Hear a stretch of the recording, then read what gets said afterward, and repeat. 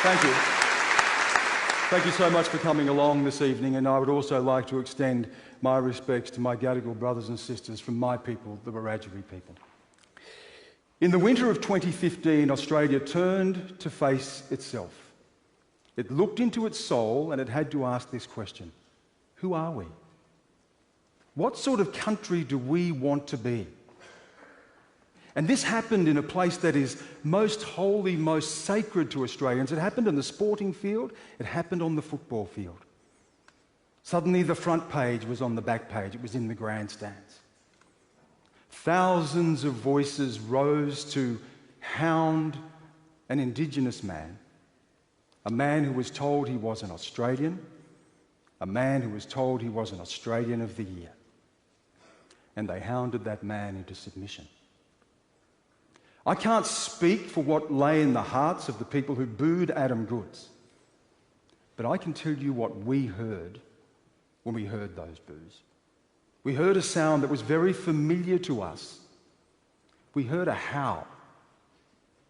We heard a howl of humiliation that echoes across 2 centuries of dispossession, injustice, suffering, and survival. We heard the howl of the Australian dream, and it said to us again, "You're not welcome."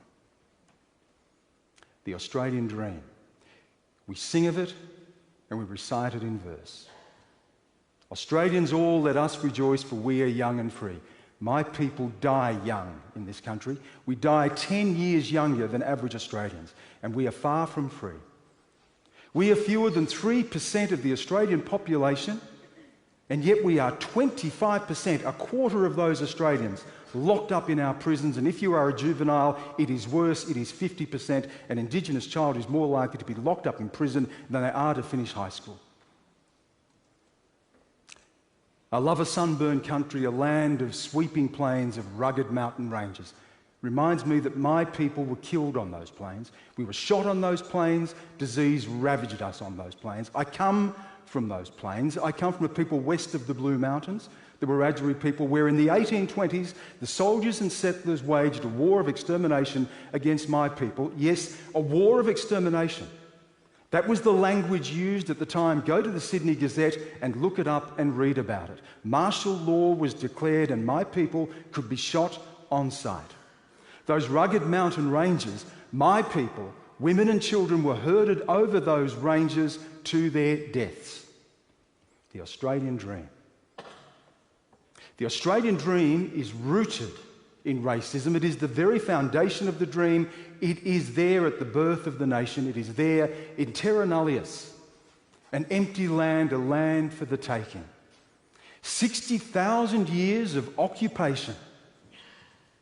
A people who made the first seafaring journey in the history of mankind. A people of law, a people of lore, L-O-R-E, a people of music and art and dance and politics. None of it mattered because our rights were extinguished because we were not here according to British law. And when British people looked at us, they saw something subhuman, and if we were human at all, we occupied the lowest rung on civilization's ladder.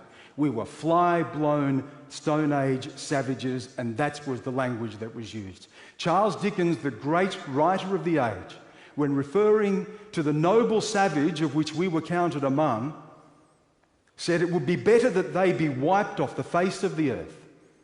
Captain Arthur Phillip, a man of enlightenment, a man who was instructed to make peace with the so-called natives in a matter of years, was sending out raiding parties with the instruction, bring back the severed heads of the black troublemakers. They were smoothing the dying pillow.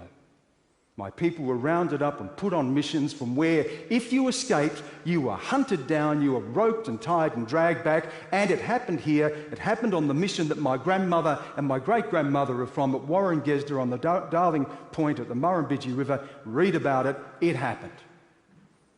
By 1901, when we became a nation, when we federated the colonies, we were nowhere.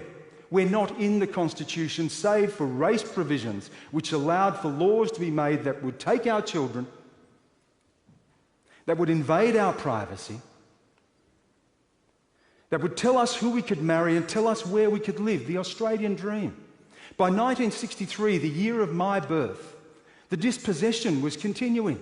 Police came at gunpoint under cover of darkness to Mapoon, an Aboriginal community in Queensland, and they ordered people from their homes and they burned those homes to the ground and they gave the land to a bauxite mining company, and today those people remember that as the night of the burning. In 1963, when I was born, I was counted among the flora and fauna, not among the citizens of this country. Now, you will hear things tonight, you will hear people say, but you've done well. Yes, I have. And I'm proud of it. And why have I done well?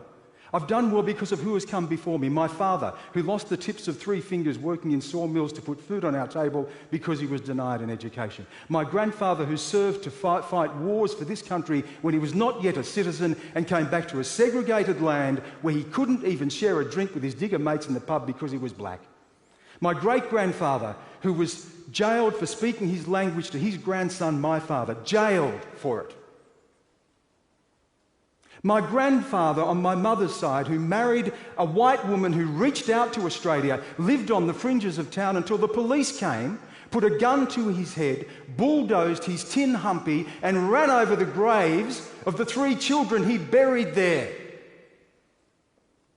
That's the Australian dream. I have succeeded in spite of the Australian dream, not because of it, and I've succeeded because of those people. You might hear tonight, but you have white blood in you. And if the white blood in me was here tonight, my grandmother, she would tell you of how she was turned away from a hospital giving birth to her first child because she was giving birth to the child of a black person.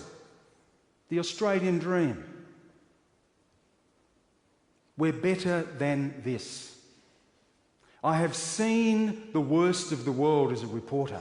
I spent a decade in war zones from Iraq to Afghanistan and Pakistan. We are an extraordinary country. We are in so many respects the envy of the world. If I was sitting here where my friends are tonight, I would be arguing passionately for this country. But I stand here with my ancestors and the view looks very different from where I stand.